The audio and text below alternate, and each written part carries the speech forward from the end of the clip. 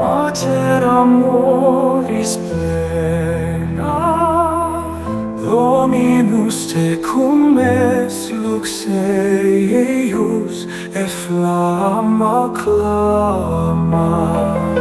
Inter mulieres cunctas gratia micuisti, et Iesus fructus ventris tui sanctificatus est.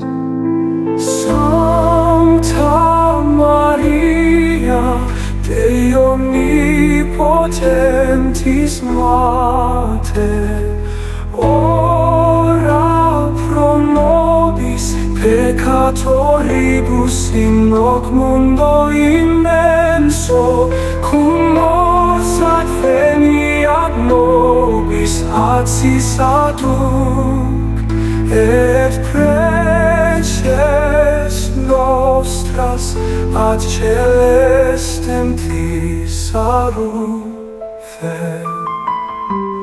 Amen. Amen. Amen. Ave Maria, Mater amoris plena, Dominus tecum es lux eius, et flamma clama. Inter mulieres cunctas gratia micuisti, et Iesus fructus ventris tui sanctificatus est.